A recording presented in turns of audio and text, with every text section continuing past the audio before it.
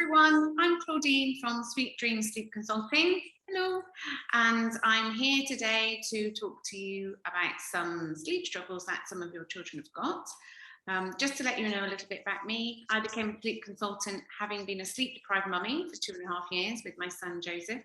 And once we sleep trained him, I knew that the change it made to my life would mean a lot to other families. So I trained to become a sleep consultant in April 2017. And I'm very happy to say I've worked with nearly 500 families since then. I'm here today with one of my dream team ladies, Anri. So I'll ask Anri to introduce herself now. Hi, Anri. Hi, Claudine. Nice to see you, and hi, everyone. So I'm Anri. My children are 4 years old. Christine's 4 years old. My son is almost 1. He'll be 1 next week. And next to me is his gigantic amount of presents I need to wrap. So I'm very proud. I know, it's so quick. It's gone so quick. Very similar. November babies. Yeah, and I'm November as well. So big weekend next weekend. Very similar story to Claudine. My daughter was born in 2017, and again, she would not sleep. And we sought out the help of a sleep consultant back in South Africa. And when the opportunity presented itself last year to become a sleep consultant, I grabbed at it because exactly like Claudine, I feel like it makes a huge change to the lives of families. If your child sleeps well, they eat well, they play well, they learn well, and then you sleep well. And I feel like sometimes as well, we as moms, we sort of martyr ourselves for this fatigue, this mom exhaustion, and we don't need to do that. So yeah, we're here today to help you with any questions you have and to answer any sort of sleep related issues and questions you might have for your family. You are so right. I mean, it's great that we've both been on the journey of, not great that we were sleep deprived and not great that our children great that we can relate to our clients, personally speaking, and professionally, obviously, as well. But we know what our mums and dads that have contacted us are going through, so we can be really empathetic. We can obviously guide and support based on our own experiences and the knowledge that we have acquired in the time that we've been sleep consultants. And absolutely, as you say, it's tough, and we all want to be the best version of ourselves as people and as parents. And sleep deprivation, really does not dovetail in well with that. No. You can't pour from an empty cup, Claudine. Like they say, you have to look after yourself first, and then you can look after your family members. And I believe that's so true. If I've not, my son had a bit of a fever last night, and if I had didn't have my 7 or 8 hours sleep, then I feel a bit like a zombie, which is weird to me. So you just can't pour from an empty cup, ladies and gentlemen. Yes, exactly. And that's what we're here. That's why we both became sleep consultants, to really support and help families who don't know where to go in terms of resolving their sleep struggles. So we are here today to respond to some questions that were sent in through our social media platforms. We are on Facebook, we're on Instagram, we're on YouTube, we're on Google, so you can find us lots of different ways. Sweet Dreams Baby Sleep. It is Sleep Dreams as well. Sweet because you're sleeping. Exactly. I dream for sleep. So Sweet Dreams Baby Sleep is where you'll find us in any searches that you do. We have a Facebook group called Sleep Help for Children, and this came from there. And this is from Tony Maria. So Tony Maria, hopefully you'll hear this. So Anri, how to solve early wake-up times for 2.5-year-olds? Same with or without naps. So I think what she's saying is there's early morning wake-ups regardless of whether there's a nap or not for a 2.5-year-old. So what's your advice there, Anri? So Tony Maria, to answer your question is we need to look at the daytime sleep to look at the nighttime sleep. So you need to look at your child, son or daughter's sleep in 2 12-hour blocks. If your child wakes up at 6:30 in the morning, they need to go to bed at 6:30 at night. So 12 hours from the time they woke up. Either that's 7 to 7, 8 to 8, whatever your schedule is. And at 2.5 years old, your child still needs at least a 2-hour nap during the day. So I suspect early wake-ups are being caused due to a lack of enough daytime sleep in this case. So if your child is not having a 2-hour nap round about midday, depending on your actual schedule, and they go to nursery or not, what time they have lunch. Have a look at that. Look at their awake hours from morning to nap, and then nap to bedtime, and try and stick to a consistent sort of routine with them to issue them that security and consistency to know that every day is going to be the same with sleep. And that might solve your early wake ups in time. Please note that this is not a magic cure that happens overnight. It takes a few weeks of implementing. You need to be consistent with it. Weekends, daytime, now life carries on, as I always say to my clients. If you need to go out on a weekend, have lunch, and your child needs to sleep in the stroller, it's okay. Life carries on.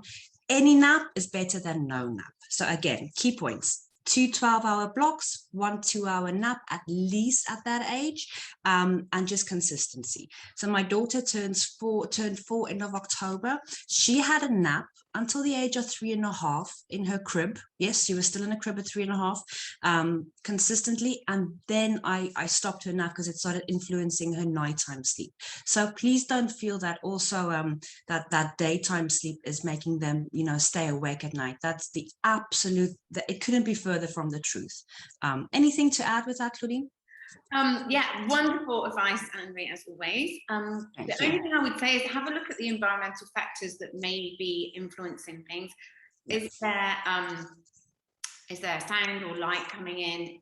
Is there light disturbance already in the room? So if she's thinking night light, maybe that's provoking a wake up. If there's someone waking up in the house or somebody kind of causing sounds outside. And also you want to look at diet and, intake of calories during the day. Are they spaced out properly? Are they spaced out appropriately? Are they the right type of calories? Is there too many fluid calories from milk, or is it all solid food calories? And then my final point would be have a look at the wind down time before bed. Your child cannot go from alert and stimulated to asleep in flick of a switch. So you really want to be winding down before bed. My advice is an hour before sleep time. Otherwise, it can provide or can provoke an early morning wake up due to overstimulation. Great. I will answer a question now, if you like. If you want to throw one my direction. So on, I think, Sleep Help for Children, there was a question from, and please help me with the name. Is it too early to shift a 1.5-year-old toddler to a baby bed? And the same lady had another question. Is there hope to train a 21-month-old baby to sleep in his own bed or bedroom? So it's kind of a twofer for you. Let's do the twofer. Right. So the person that posted this has got a handle. I'm just going to read out a handle so the person who posted knows it's them. Yes. It's from XMAH000YX. Okay. I'll give you 100 dirhams if you can pronounce that. No, it's not even worth the attempt for that. The answer to the first question is yes, and the answer to the second question is yes. But to expand, yes, it's too early to move a child 1.5 years old to a bed. As Anri just said, she kept Christine in her bed until, she kept Christine in a crib until she was 3.5. I did the same with Joseph. I appreciate we are sleep consultants and therefore we have a professional element to our understanding of what is necessary. But you will only get challenges if you move your child to a bed which provides freedom when they're too young to understand what to do with that freedom. And what I mean by that is, if they can freely get in and out of their bed, what's stopping them from doing so? If they are not mature enough to have it explained to them that they shouldn't. Now, a 1.5-year-old child, even the brightest 1.5-year-old child out there, cannot possibly understand the language that is, please stay in your bed all night long and don't get out. It's also not particularly safe. American Association of Pediatricians recommendations is for 2 years minimum for moving to a big boy bed or a big girl bed. And so from a safety perspective alone, it's not recommended. Personally speaking, my understanding of children and the psychology of children prefer confinement and the security that confinement brings, even if it seems like your child is refusing their crib. So I think that leads on to your second question about sleep training an older child. My son was 2.5 years old when I sleep trained him. He'd never slept in his own room. He'd never slept in a crib. He'd never slept anywhere other than our bed and the floor mats at nursery. But believe me when I say, we transferred him to a crib for night 1 of sleep training, and he then went on and slept there for well over a year, because we sleep trained him when he was 2.5, and we didn't move him into a crib until he was nearly 4 years old. Didn't move him out of his crib until he was nearly 4 years old. So the refusal will come into, or it will be impacted by the lack of understanding of what independent sleep is if your child needs to be sleep trained. So the answer is, we absolutely can help you to sleep train your older child, your toddler, your child that's between the ages of 1 and 2, into a crib for them to be happy, willing, comfortable, safe, content. The amount of children I've sleep trained this age that have pointed to their bed and said, "Mummy, put me in bed," and their bed, by their bed I mean crib, sorry, just to be clear, and will happily sleep there once they understand and they have a strong relationship with the crib. And just to add to that point, if you don't mind, Claudine, Go ahead. I hear a lot of clients say, my baby, one, refuses to sleep in their crib, or my baby doesn't like their crib. That's not true. A child isn't born inherently disliking their crib. The child has been taught or has learned to sleep somewhere else, and the change is new. So being put in their crib and they cry and children get upset is a sign of protest. It's not a sign of disliking anything. I have yet to meet a 3-month-old baby or a 21-month-old child who dislikes, a crib. They dislike big, scary sort of, monsters and play areas. They don't dislike their cribs. It's not possible to dislike their cribs unless it's uncomfortable or too warm, too hot, but just people need to put that idea out of their minds. It's not possible. Exactly. It's arbitrary. You can't, it's not a dislike of that actual physical space or that place. What is happening is that they are displaying behaviors, and we as parents are reacting to those behaviors and interpreting that. The child does not like or cannot refuse. It's a bit like saying, "Oh, my child is refusing to eat." Okay, well, if you don't give them anything for long enough, they will eat. If you leave it in front of them for long enough, they will consume it.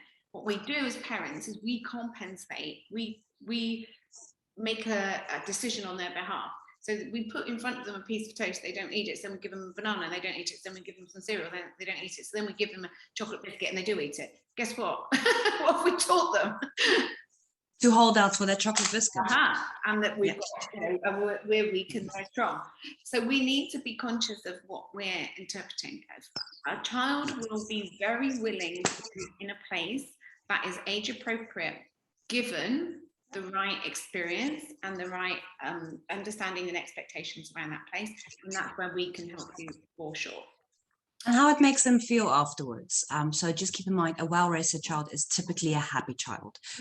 Once they wake up, in your bed and everybody's tossed and turned that evening, and you'll be in a mood, they'll be in a mood.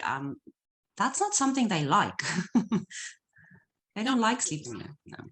I always say to people, we're looking forward to the beautiful future where everyone's sleeping well, getting the sleep that we all need and deserve. And this is what we're talking about here. We're not talking about making life difficult for anyone. We're not talking about making children feel uncomfortable or put them into a position where, they don't enjoy the experience. This is about actually getting to a place where, like I said, the child is like skipping along to their bedroom, falling in love with sleep, having a love affair with sleep, basically. And that's, well said. Absolutely the outcome we get. So my friends are telling me not to sleep train because they think my baby would just be left to cry. Is that true? Absolutely not.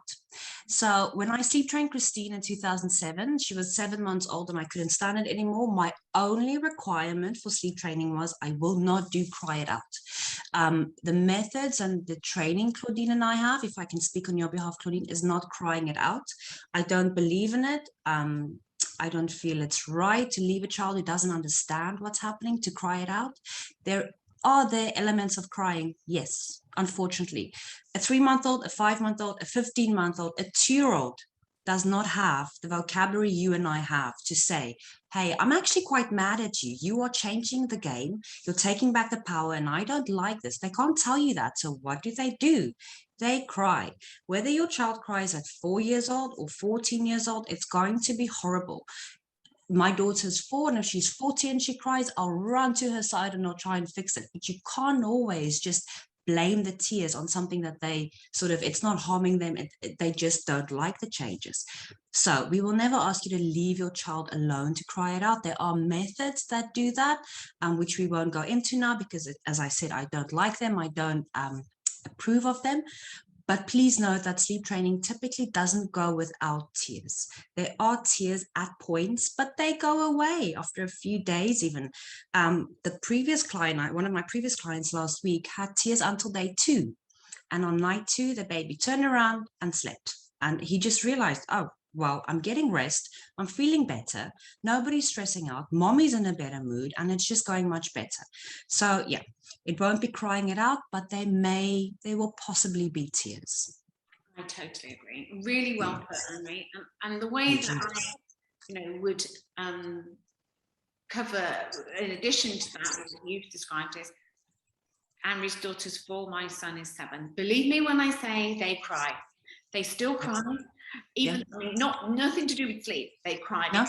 My son will cry if I don't give him bubble gum for breakfast, and I've never given him bubble gum for breakfast, so I'm not really sure why I asked for it. But if I say no, he will cry. He will also cry if I grab him and pull him away from the edge of the pavement because a truck is coming rumbling by, and I've grabbed him a bit too, aggressively. But guess what? I am preventing him from being hurt in any way. Sleep training is preventing your child from having unnecessary challenges or stress or difficulties in their life. And a few tears is, I think, a reasonable price to pay to get to the beautiful outcome where your child is sleeping well every single night. So we are not in the business of making children cry. We are not in the business of wanting children or parents. No. But we are extremely focused on helping you to get to the outcome where no one's crying at all ever again at bedtime, related to sleep anyway, as soon as possible. And we have strategies and techniques that will make that happen. And the thing I always say to clients is you won't withhold food from your child. The same with sleep. Don't withhold sleep. It's a medicine. It's restorative. And then just sometimes get to that method. My daughter cried yesterday because I used the red tomatoes in the salad and not the orange ones. Oh, I mean, and she's 4. So, I mean, I'm a terrible mom for not using the tomatoes I should have thought of she wanted. So children will cry. In our experience and my experience, it's usually short-lived. Yeah. Because children then accept the changes and they realize how much better they feel. Absolutely. Period. Absolutely. I've never had a child in the 2-week program that we follow cry for 2 weeks. Never. Oh my gosh. No, it's a couple of days in the beginning, and then there might be like a day or 2 later in the program where it's a bit like, oh, wobbly, what is happening? It's still happening, and then it's gone. But, just to be clear, these are children that are crying at bedtime anyway. These are children that are crying at bedtime because they're exhausted with no progress to solving that. All we're saying is we are giving you the solution to that. And along the way, we cannot promise your child won't cry, but we can give you strategies and techniques and methods of comfort and alternatives of what you're doing now to achieve both the goal and to minimize the upset. Yeah. Would you agree? You think that's 100%? Great. Awesome. One of the questions I have here, and I think it's perfect for you, Claudine, is my baby is 4 weeks old. Ooh, newborn. Can we sleep train yet? Sorry, there's no name to the question. Oh, no. Well, the answer is no to that, which we don't like to say no very often, but let me just be clear. For us, in our terminology, sleep training is following a set of guidelines, some structure, some scheduling, and using some techniques and strategies to teach the skill of independent sleep. We do that for children above newborn age, which is classified as 12 weeks. What we do for children under 12 weeks is what we call healthy sleep habits, sleep foundation, or laying the groundwork to encourage independent settling before the age of 12 weeks. So if we were to just use 12 weeks as a cutoff point, any child under 12 weeks is classified as newborn, any child over 12 weeks is classified as an older baby, you know, relative to the age of them. You know, anything from 12 weeks could be literally 3 months or 3 years or older than 3 years. So what we're saying is that we use different techniques beyond 12 weeks of age. For under 12 weeks, we don't sleep train, but we can give you guidance and advice and support and information and techniques and schedules and ideas of how you can implement some healthy habits to set yourself up for when you know, child is mature enough that they can settle and fall asleep independently. So I used my son as an experiment. That sounds horrible. It was a good experiment. He was born November last year, and because I had all this new knowledge, I basically started instilling it from day one. And we got to a point at the 4-month mark, and it, you know, people talk a lot about that 4-month regression. Anyway, that's a whole nother conversation. And I took 3 days at the age of 4 months, 16, 17 weeks, to implement proper sleep training. And it took me 3 days of not crying, just instilling those habits a bit more consequently, a bit more consistently. And within 3 days, he was doing 3 consistent naps a day. Done. It was sorted. So it's almost 4 weeks. I would never, you know, again, advise sleep training, but good habits and anything above that absolutely is possible. So yeah, it is possible young.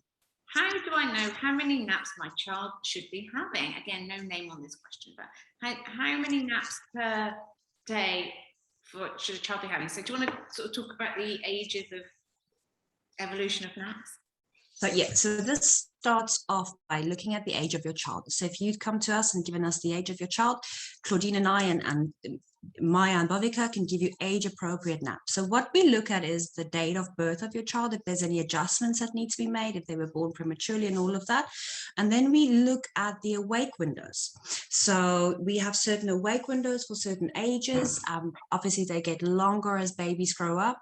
And babies, newborns, have up to 6 to 8 naps a day. Then it goes down, you know, it tapers down from 6 naps a day all the way to 6 months, where we try and get them on like a 3 to 2 nap schedule. And then roundabout from 7 months to all the way up to 17 months, usually 14 to 7 months, they can have 2 naps a day. Now, this is a very sort of broad and quick summary of naps. Again, it's very much age dependent. When we do give you a sleep plan, we look at all the factors. We don't just say, oh, you know, 2 naps and there you go.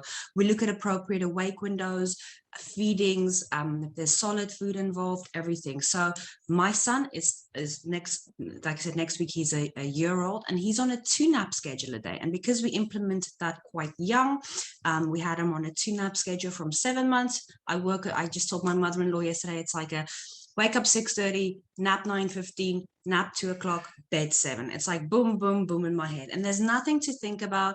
Take him to his bedroom, put him down, and he sleeps. So yeah, very much age and awake window dependent, to summarize. He should be our mascot, shouldn't he? Here's a question for you related to naps. What's the youngest age you've ever moved a child to 1 nap? This is just a conversational question for you, because I'll tell you the answer for me, for my personal situation. 13 months. My daughter was on 2 naps, 2 2-hour naps, sleep machine for until 17 months. Yeah. So I mean, it's very much and dependent on the child's sleep needs. Yeah, some children need more, some families need less, more. It all depends. The thing about sleep training is as well, it's very bespoke. There's no one size fits all. So I've had clients who have started off with 2 naps, and then they've transitioned during the sleep training into 1 nap. So 13 months was my earliest, and that was young, in my opinion. I was like, that's, yeah. I know, I had a shock 11 and a half months, not that long ago, before the summer. I know, and it was quite interesting. It was necessary, or it might have been a little bit early, but it was necessary for the parents to some extent. But yeah, I mean, as Anri's saying there, or the reason I asked that question is to highlight the point, it is dynamic in terms of what can happen during sleep training. You know, we make adjustments, we make modifications, we work with you. It's very much a collaborative process.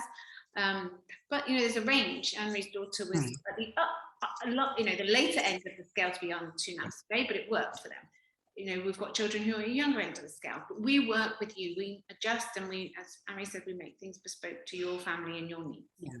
Yeah, and just to add to that, like sleep training is a two-way conversation. So the more information you as parents give us, if you tell me, like one child I work with, parents told me 14 months, 2 naps, she did like 2 short naps, and you know, that gave us the indication this is not working. And during the sleep training, we readjust. We can send you an updated schedule, an updated plan. It's not a sort of a, people think of sleep training as we put on our like sort of Sergeant Major hat and we're like right, left, right, left. It doesn't work that way. It's a two-way fluid conversation. If this doesn't work for you, if your circumstances change, if baby gets their own room, if they have to share a room, yeah, I'm digressing, but we work with you and your circumstances. So naps included. Yeah, definitely, we do, definitely. My 4-year-old keeps waking up at 5 a.m. and I can't get him to sleep later. What do you suggest? Okay. I really like working with older children, and I've got a lot of experience working with children 4, 5, 6 and older. And you know, it tends to be very much around the individual situation. Okay, so the things that we need to look at with that is what's happening when that child wakes up. Sorry, are they being rewarded or, let's say, gratified for waking up? Does something happen? Does mum and dad get them up and then we go downstairs and watch TV? Well, that is an incentive for a child to wake up at 5 a.m, quite honestly, you know, because they now are expecting that. So what may have happened, I'm not saying this is happening, I'm just letting you know certain things that people come to us with. You know, my child's been consistently waking up at 5 a.m, you know, I couldn't do anything about it, so I get up with them, you know, I'm still tired, so I put them in front of the television and I kind of just like veg out for half an hour or an hour. Yeah, you do. And what you're doing is you're dealing with the right now. You're not dealing with the result or the issue. You're putting a sticking plaster on the situation and just getting through. What we need to do is help you to get to the root cause. Now, we may need a little bit of reprogramming in the mind of your child that nothing good happens at 5 a.m. because we're taking away that treat of, you know, sitting down on the couch or having their breakfast, or maybe they're having milk, or maybe they're going into your bed. So it's about what are you doing at 5 a.m. to respond to that? The way that we would respond to that if you were working with us, so the way to resolve it is to take away that gratification, because there's bound to be something happening. Even if your child's getting out of bed and playing by themselves, that still is them waking up and not getting enough sleep. Second thing is we need to look at their schedule.